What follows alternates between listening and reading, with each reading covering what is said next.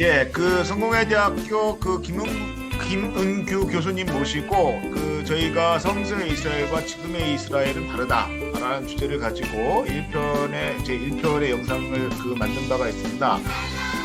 그때도 말씀을 드렸던 것처럼 팔레스타인에 대한 그리고 팔레스타인 이스라엘 관계 또 이슈에 대해서 좀 더 이렇게 이해할 수 있는 하나의 시작, 하나의 시각, 그 틀을 이제 그 가이드를 좀 만드는 측면에서 이게 인터뷰를 좀 진행을 하고 있습니다. 그래서 아마 이 영상을 시청하시는 분들은 좀 자세하게 좀 듣고 싶어 하시는 욕구도 있을 텐데요.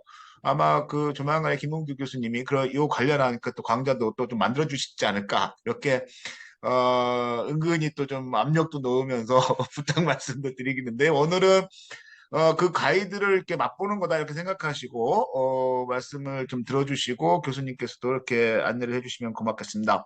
오늘 2편은 1편에 이어서 이스라엘 정치적 시오니즘과 기독교 시오니즘이라는 주제로 이렇게 좀 다뤄보겠습니다. 제가 생각하기에는 그 현대 국가 체제의 그 이스라엘을 건국 배경을 이해하기 위해서는 좀 우선 이 시오니즘에 대한 이해가 좀 필요하지 않은가 생각합니다. 우리가 흔히 시오니즘이라는 말은 많이 쓰는데요. 이 도대체 시오니즘이라는 게 뭐냐라는 질문을 받았을 때, 막상 응답하기는 쉽지 않은 것 같습니다. 그래서 우선 첫 번째로, 이스라엘 건국 배경으로서 제가 말씀드렸던 시오니즘 또는 시오니즘에 대한 이해 좀 이렇게 일반인들이 알 수 있도록 좀 한번 말씀 부탁드리겠습니다. 네, 안녕하세요. 예, 그 시오니즘이 뭐냐, 시온이란 말이 뭐냐, 그러면 어, 예루살렘의 서울이죠, 수도의 높은 산입니다. 산 이름이 시온입니다. 그러니까 지금 우리가 말하면 서울에, 대한민국 수도 서울의 높은 산이 어디 있습니까? 북한산 혹은 남산이죠. 그러니까 남산 이즘입니다. 시오니즘은 곧 남산 이즘입니다. 쉽게 표현하면은 이것은 시온이라는 것은 구약의 다윗 시대, 그러니까 기원전 거의 천년경이니까 지금부터 3000년경에 다윗이 수도를 새로 만들면서 거기에 높은 산에다가 그 시온을 성을 만들면서 시오니즘이라고 하는 것이 됐고, 하나의 그것이 고대 이스라엘 그 구약의 역사의 백성들에게는 그것이 하나의 자기들의 정치적인 독립, 그러니까 많은 그 주변의 제국 국가들로부터 위협을 많이 받고 침략을 받는 그런 상황에서 그것이 버티어주는, 또 자기들의 어떤 신념을 지키고 국가를 지켜줄 수 있는 하나의 큰 힘을 갖는 거죠. 우리가 뭐 영화로 나와긴 했습니다만 남한산성이라고 하는 그런 영화를 해서 뭐 인조 그 시대 때 그 청나라 거란이 막 침략해오고 어쨌든 지켜나가는 그 북한산 인왕산을 뭐 지켜나가는 그런 그 하나의 정신적인 하나의 지주가 되는 그런 것처럼 구약 시대 때에도 그런 제국들로부터의 피해로부터 지켜내는 하나의 신념이 됐죠. 또 하나는 그 시오니즘 속에는 하나의 그 메시아 사상도 들어가 있습니다. 그러면서 정치적으로 우리를 구원시켜줄, 해방시켜줄 정말 또그 군사적인 어떤 강력한 카리스마를 갖는 그런 인물들이 여기서 나와서 이것을 또 우리를 보호해줄, 또 지켜줄 사람들이 있는 이제 그런 것이 하나의 그들의 정서 속에 들어가 있는 것이죠. 그런데 보니까 정치적인 메시아가 아니고 좀 이렇게 간과하고 팔았다는 거죠. 그래서 팔아넘기고 또 그 예수 돌아가시고 나서 30년 뒤에 또 마사다 항쟁으로 또 로마 제국과 싸우지 않습니까? 그러니까 이 이스라엘 그 신약 시대 때 이스라엘 사람들은 상당히 이 반로마 제국 정서가 강했고 또 저항의식이 강했고 또 그런 저항의식 속에는 뭐 유일신 사상이라든지 이제 이런 자기들의 신념을 낙소국가였을 땐 그 유일신 사상이 굉장히 중요합니다. 그래서 그것마저 뺏기면 정신적인 정말 원심력으로 다 흩어져 버리고 말게 되는데 그것을 지키자고 하는 것이었죠. 유일신이. 그러나 이제 그것이 로마 제국의 나중에 합법화되고 나서부터는 그것이 하나의 다른 종교들을 다 이렇게 예, 탄압하는 배제시키는 하나의 수단으로 사용되기 때문에 그것이 정치적인 이데올로기가 된 거죠. 유일신 사상이. 그래서 하게 되는데 결국 그래서 그 시오니즘, 현대 시오니즘을 그 이해하기 바로 직전까지 중요한 것은 정말 그 1편에서도 말씀드렸지만 이스라엘 사람들은 고난의 역사, 민중의 역사로 끊임없이 살아왔다. 우리가 한 세대, 20년, 30년만 사는 것도 힘든데 무려 2000년 넘게, 2500년 가까이 자기들의 나라도 잃어버리고 흩어져서 디아스포라로 유럽 각지, 아프리카 각지 이런 나라에 흩어져서 살게 되고 추방당하고 하는 그런 유대인의 삶은 정말 고난의 역사. 그 가운데서 탈무드가 나왔죠. 그렇기 때문에 그 탈무드를 우리는 탈무드를 어떤 한국에서는 왜곡시켰습니다. 그래갖고 이 탈무드를 잘 보면 영재 교육하는 식으로 애들 그 머리 좋게 해서 나중에 그 좋은 대학 가기 위한 하나의 수단으로 삼았지만 이 탈무드의 그 속의 본질은 그 박해받는 그 외부로부터 거기서부터 자기들을 지켜내기 위해서 자기들의 관습과 문화와 종교 이런 것들을 지켜나가는 하나의 큰 자기들의 정신적 자산을 가진 것이 탈무드인 것입니다. 그러니까 그런 탈무드를 지키면서 2000년을 그들이 온 것입니다. 그러다가 어, 나중에 1920년대 중심으로 해서 다시 그 전에 이미 이제 이슬람과 기독교가 한 차례 십자군전도 치렀고요. 그리고 현대에 와서는 이스라엘을 이 중동 지역을 패권을 다시 잡기 위한 하나의 세계 전략이 맞아떨어진 거죠. 그 당시에 영국도 어, 강대 국가였기 때문에 그 미국보다도 어쩌면 더 강했던 해가 지지 않는 나라의 그런 이 식민지들을 갖고 있었던 나라였기 때문에 이 시오니즘을 통해서 기독교 국가의 어떤 하나의 회복이라고 하는 그런 명분 속에서 전 세계에 흩어져 있던 유대인들을 다시 불러 모으는 하나의 명분을 가지면서 거기서 뭡니까? 그 근거가 뭡니까? 그냥 성경의 한 구절입니다. 어, 바로 아브라함 시대 때 구약의 창세기에 나오는 아브라함의 내가 너희들에게 보여줄 땅으로 가거라라고 하는 이런 명령, 하나님의 명령이라고 하는. 그래서 그 팔레스타인 지역으로 가게 되는. 그런데 그것이 국제법으로는 하나님 인정받지 못하는 것이죠.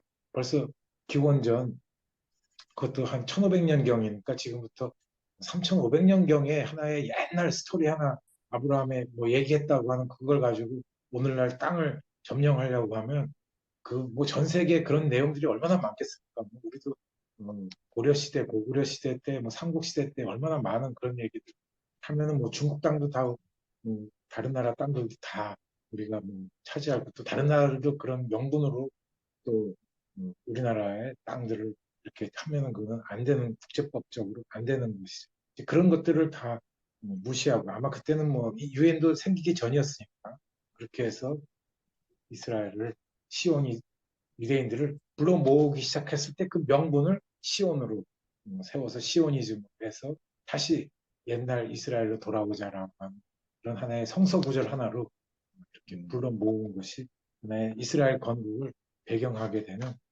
배경이 되었습니다. 예, 아마 약속의 땅, 뭐, 이렇게 선민의식, 뭐, 이런 것이 아주 중요한 주제인 것 같습니다. 뭐, 지금 교수님께 말씀 주셨던 십자군 전쟁이나 아니면 청교도들에 의한 그 미국 인디언들에 대한 학살이나 이런 것들이 다 이러한 어떻게 보면, 약속의 땅과 선민의식에 기반한 신학적 베이스에서 아무런 지의식 없이 진행되어졌던 이런 학살이라고 보여지는데요. 그런 게 아마 지금도 이런 시오니즘을 이스라엘이라는 국가가 정치적으로 좀 활용하고 있는 거 아니냐. 그리고 그것을 종교적인 외피를 가지고 활용하고 있는 거 아니냐라는 게 비판들이 좀 있는데요. 이스라엘이 이런 정치적 시오니즘, 지금까지도 좀 말씀을, 그 첫 번째 질문에서 좀 주셨습니다만, 정치적 시오니즘, 이라는 것에 대한 간략하게 좀 다시 정리해서 좀 말씀을 해주시면 감사하겠고, 이걸 국제정치적으로 어떻게 이스라엘 정부가 활용하고 있는가에 대해서도 좀 말씀을 해주시면 감사하겠습니다. 예, 제가 정치학자는 아니기 때문에 정치적 시오니즘에 대한 어떤 그 현대적인 어떤 이데올로기성은 많이 부족합니다만 다만 그 사람들이 그런 시오니즘을 불러일으키기 위해는 무엇이 필요하냐면 구약 성서가 그러니까 히브리 성서가 필요합니다. 그 히브리 성서를 연구한 사람들이 크게는 두 부류겠죠. 하나는 유대인 학자로서 히브리 성서를 연구하는 사람과 또 혹은 개신교에 있는 가톨릭 포함해서 이 사람들이 연구하는 구약 학자들이 있습니다. 그러니까 이 사람들 대개 유럽과 북미의 그런 학자들의 그런 근거들을 가지고 연구를 하죠. 뭐 이스라엘에서도 지금 많이 되고 있으나만 그러면 그 사람들은 항상 과거에 이런 그 히브리 성서의 모든 그런 제반의 모든 내용들을 공부하고 있습니다. 그래서 이 사람들은 끊임없이 오늘날에 그 사람들이 살고 있는 것은 현실이죠. 오늘의 유럽 국가에서 살고 있죠. 미국이라든가. 그래서 그 또 유대인으로서 살고 있는 구약자들도 많이 있습니다. 제가 옛날에 학생 때 공부할 때는 뭐 그런 사람들 학자들 이름 얘기를 하면 뭐다 그냥 존경의 대상으로만 봤는데 제가 좀 이렇게 다른 각도, 팔레스타인 각도는 다른 각도로 보기 시작하니까 그 사람들이 자기들의 그 지금 이윤희 총장님께서 말씀하셨지만 약속의 땅이라고 하는 그런 그것이 그 불구만도 그렇게 얘기를 했고요. 그런 것이 이들에게 하나의 이데올로기가 된 것입니다. 그래서 자기들의 땅을 회복하고 지켜야 된다고 하는 그런 것이 강력한 어떤 그런 것들을 그러니까 그 그 자료로부터 그것을 끄집어내는 사람들이 히브리 성서학자라고 생각이 듭니다. 물론 뭐 꼭 그런 쪽으로 이용되고 그런 건 아니겠지만, 그러나 그 내용들을 상당히 보면은 다 근거가 있고 타당성이 있고 자료들이 있지만은 그렇게 해서 확실한 그런 토대들을 뒷받침해주면 그 토대들을 가지고 정치학자나 또뭐 경제학자, 뭐 많은 정치인들 얼마나 많겠습니까? 이제 그런 사람들이 그런 걸 가지고 또 활용을 하겠죠. 특별히 유대인들은 늘 지금도 그 안식일을 지키지 않습니까? 아주 철저하게 지킵니다. 그래서 금요일 정오가 되면은 상점 문을 다 닫고 그리고 집으로 돌아가서 토요일을 맞이할 준비를 하고 토요일 날 하루는 하루 종일 히브리 성서를 읽고 또 토론하고 이렇게 합니다. 그러면서 그런 옛날에 그런 학자들이 했던 그런 신학적인 내용들도 이게 활용이 되겠죠. 그렇게 하다 보면은 오늘의 입장에서 그들의 어떤 유대인들이 저는 뭐 유대인들을 저는 뭐 이렇게 그걸 비하하거나 그런 것은 아닙니다. 다만 이제 큰 어떤 틀에 유대인들도 뭐 진보적인 유대인들이 있고요. 또 보수적인 유대인들이 다 어디 가나 다 그런 부분들이 있기 때문에요. 그렇게 해서 하게 됐을 때 정말 이 한국에서도 이 신학 교육에서 특히 성서학에 있어서 이런 그 시오니즘, 정치적 시오니즘이 많이 개입될 수 있는 부분들인데 그 학자들서부터 신학생, 목회자들서부터 거기서부터 이게 구별해낼 수 있어야 된다라고 하는 제가 뭐 졸조입니다만은 그냥 그 종교 권력으로 보는 구약 신학이라고 하는 책을 제가 썼습니다만은 그것은 구약 신학이라고 하는 그 주제가 있습니다. 그러면은 거의 대부분 이것이 그냥 이스라엘을 정당화하고 현대 이스라엘을 정당화하는 책이 뭐 거의 제가 볼 땐 99.9% 아닌가 그렇게 생각이 듭니다. 거의 그런 내용. 그래서 저는 이 책을 삐딱하게 썼습니다. 그래서 이런 이스라엘의 이런 것이 활용돼 오늘의 잘못되지 않게 잘못 편견을 바라보고 하는 것이 아니라 좀 더 성서가 과거의 성서와 오늘의 현대 이스라엘 좀 더 구분해서 봐야 된다고 하는 그런 취지에서 책을 썼습니다. 그래서 이것이 계속 정당화하는 구약 히브리 성서학자들이 정당화하는 것에 그 논리에 빨려 들어가면 안 되고 거기서 벗어날 줄 알고 비판적으로 볼 줄 알아야 되는 그런 시각이 있어야 된다 하는 것이 정치적 시오니즘을 새롭게 우리가 그것을 이제 비판적으로 바라볼 수 있는 첫 단초가 되지 않을까 그렇게 생각합니다. 예, 감사합니다. 예, 그 참 시오니즘에 대한 그 역사적 맥락을 찾는 게, 교회 구성원들도 그렇고, 또 특히 일반인들에게는 대단히 좀 어려운 부분인 것 같습니다. 그럼에도 불구하고 이게 좀 저희들이 그 질문으로 선택했던 이유는 결국 이런 정치적 시오니즘이 이스라엘을 건국하게 한 그 배경이 됐고, 배경이라면 이스라엘 건국하기 위한 하나의 이데올로기로서의 작동을 했고 지금도 그 팔레스타인 지역을 점령하는 그리고 그 패권 질서를 구축해가는 하나의 그 정치적 이데올로기로 정치적 시오니즘이 작동하고 있기 때문에 그런 게 아닌가 이렇게 좀 이렇게 접근해봐야 이해해줄 필요가 있지 않는가라는 생각이 하나 있고요. 특히나 이제 한국 기독교와 관련해서 이야기를 해보면 이런 정치적 시오니즘이 그 기독교 근본주의로 이렇게 그 뭐라고 할까요? 그 전환 뭐 그 흡수되어지면서 어떤 그 한국 기독교의 좀 이렇게 보수적 신학적 토대를 구축하고 있는 거 아니냐라는 평가들이 있습니다. 이에 대한 교수님의 그 말씀을 좀 듣고자 합니다. 네. 한국의 기독교 근본주의는 여러 가지 문제점들을 많이 낳고 있죠. 근본적인 것은 아시다시피 성서 근본주의입니다. 성서가 1.1획도 틀림이 없다라고 하는 어떤 절대적 확신성을 갖고 있는 것이죠. 그래서 그 모든 것을 절대화시키는 하나의 근거를 할 수도 있습니다. 그러나 우리가 쭉 그건 뭐 세계적으로도 다 이미 인정된 내용이지만은 성서도 여러 번 편집되고 각색되고 또 수정되고 보완되고 지구상의 성서 원자료는 단 한 권도 없습니다. 성서에 뭐 66권이라고 하는 그런 많은 창세기서부터 하나하나 책들이라고 하죠. 그것이 원본이 자료가 없습니다. 심지어는 예수님의 그 자료들도 원본이 없습니다. 다 사본 또는 복사본으로 있기 때문에 그것이 전승되어서 내려갈 때 필사자들 지금처럼 자동 복사기로 복사하는 게 아니라 다 일일이 적어서 복사하기 때문에 그것이 자꾸 내용이 틀릴 수가 있고 또 뭐 점을 찍고 또 뭐 이렇게 히브리어를 하다 보면은 거기서 틀린 글자가 나올 수가 있는 겁니다. 그래서 본문 비평에서 그것을 잡아내기도 하고 그러죠. 그렇기 때문에 우리는 원 자료가 없고 또 100년, 200년 후에 각색된 내용들이 얼마든지 들어갈 수 있는 개입의 여지가 있다고 하는 걸 전제로 봐야 됩니다.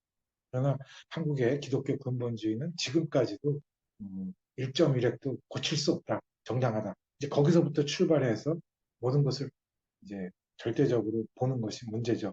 그러다 보니까 과거에 이런 성서에 대한 어떤 절대적 확신들을 갖고 오늘의 문제까지도 그걸 절대화시키면서 적용시키니까 현대 정치, 현대 이스라엘의 정치에 대해서도 왜곡되게 표현하게 되는 것입니다. 그래서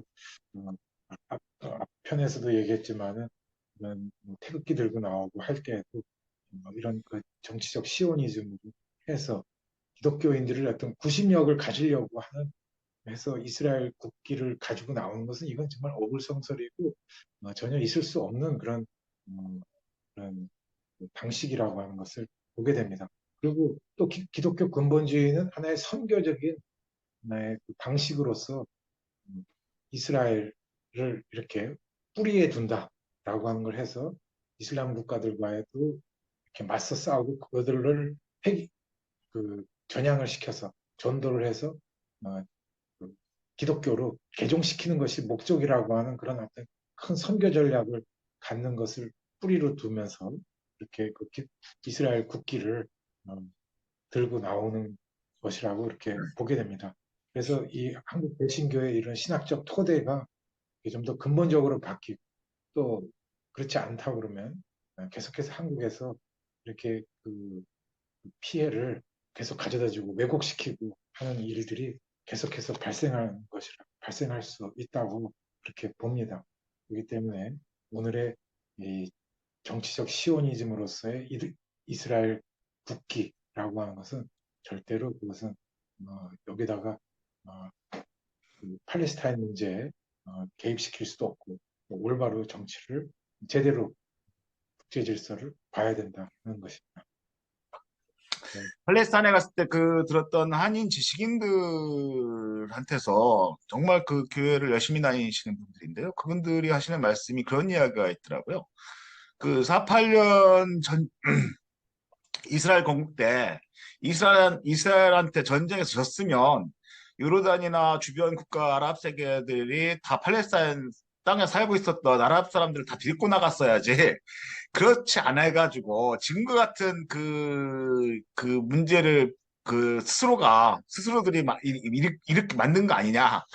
그래서 뭐 분리장벽이나 체크포인트나 이런 거 다 이런 이유들이 그때 팔레스타인 땅에 살던 사람들이 이렇게 나가지 않았던 안 와서 생긴 문제다 이렇게 주장하셨던 그런데 상당히 엘리트셨거든요. 그런 게 있습니다. 그래서 많은 분들이 그러면서 이제 저한테 팔레스타인에서 왜 관심하냐라는 질문들을 하는데요. 저는 국제정치적으로 보면은 그 팔레스타인과 한반도가 만나는 것이 지정학적 패권 질서에서 대단히 평화운동의 시민사회 평화운동의 담론을 깊게하고 확장시키면서 국제적인 지평에서의 그 한반도 평화운동을 넓혀가는 하나의 중요한 축이다라는 생각이 한편으로 있고요.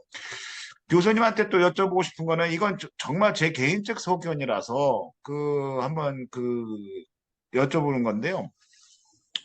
한국 개신교, 기독교의 근본적 신학적 토대를 바꿔나가고 한국 기독교의 성서신학 변화를 위해서 저희는 제 생각에는 팔레스타인과 만나야 된다 이렇게 생각을 하는 측면이 있습니다. 그래서 이런 기독교 시오니즘의 문제라든가 이런 것들에 대해서 한국 기독교가 신학적으로 정확하게 성찰하지 않으면 한국 기독교가 변화가 있겠냐라는 생각을 하는데요. 그래서 저는 팔레스타인과 한국 기독교의 변화의 측면에서 팔레스타인과 적극적으로 만나야 된다라는 개인적 소견이 있는데 이런 부분에 대한 교수님의 말씀을 좀 듣고 싶습니다.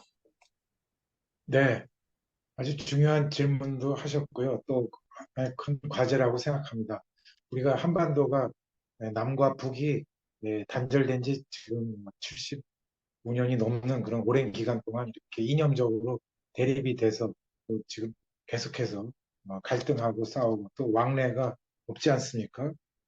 이런 상황에서 어쩌면 기독교나 혹은 또 종교단체들이 북한에 이렇게 의약품을 전달한다든가 또 밤나무를 심기를 하는 그런 차원에서 작은 일부터 시작을 하면서 서로 또 체육인 교류 이런 것부터 민간단체의 어떤 교류를 통해서 서로 평화를 위해서 애쓰고 있는데 사실 지리적으로 이렇게 멀리 떨어져 있는 동서로 해서 멀리 떨어져 있는 이 팔레스타인과 한국 교회가 또 서로 협력한다고 하면은 한국 교회도 하나의 또 새로운 또 변화들을 줄 수 있지 않을까.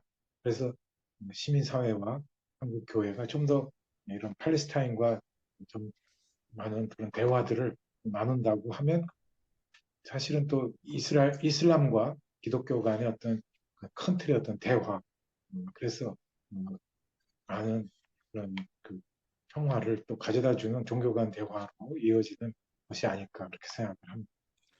예, 감사합니다. 20분 정도 정치적 시오니즘과 기독교 시오니즘이라는 주제로 김은교 교수님한테 그로부터 말씀을 듣는 인터뷰 시간을 좀 가졌습니다.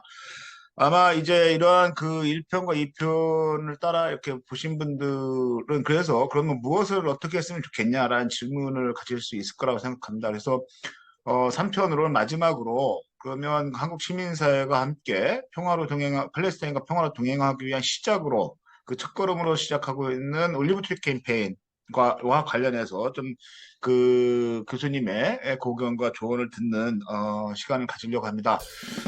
이상 이 정치적 시오니즘과 기독교 시오니즘이라는 주제를 가지고 짧은 시간에 이렇게 말씀을 주시느라고 너무 어려우신 것 같습니다. 그럼에도 불구하고 이렇게 저희들이 알아듣기 쉽게 이렇게 말씀해 주신 우리 김은규 교수님께 감사드리면서 또 3편에서 뵙겠습니다. 감사합니다. 감사합니다.